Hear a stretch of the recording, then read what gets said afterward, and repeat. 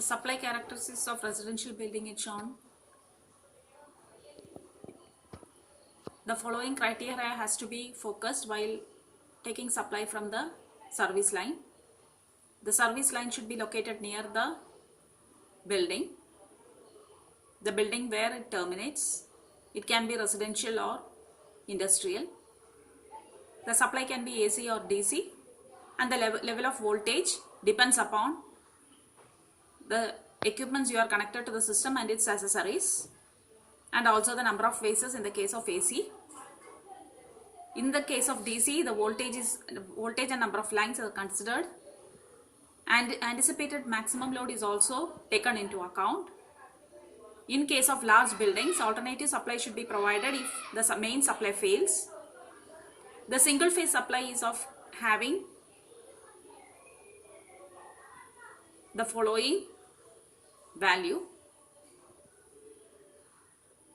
240 volt, 2-wire system, and single phase supply is provided if the total connected load is less than 5 kilowatt. For total connected load greater than 5 kilowatt, we prefer 3-phase system having the specification 415 volt, 4-wire system, 3 wires for 3 phases and 1 wire for neutral.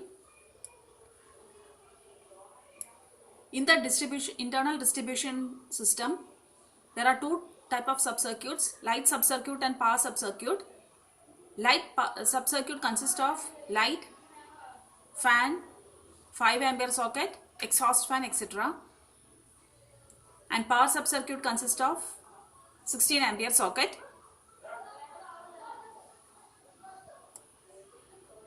These are the general rules of wiring. The conductor should carry safe current. Each subcircuit has to be connected to the distribution board, and phase line should be protected by a circuit breaker or fuse of proper capacity or rating. Switchboard is installed at least 1.25 meter above the floor for protection against protection if there is small children. Their accessibility is also taken into consideration. All the plugs sockets should be of 3-pin type, and the 3rd pin should be connected to the earth. All lamps otherwise specified which is hung from the top or roof should be at least 2.5 meter from the floor level. All ceiling fans should be hung at least 2.75 meter above the floor level unless specified. No fuse and switch should be provided in the earth conductor. All apparatus should be provided with a separate isolation or a switch. In any building, light and fan wiring and power wiring should be kept separate. In 3-phase 4-wire system, the load should be equally distributed among all the phases, otherwise unbalance will occur. Each subcircuit is to be protected against excessive current by means of either an automatic circuit breaker or a fuse. This is to protect against overcurrent or overload. After completing this installation, before energizing, the system has to be tested.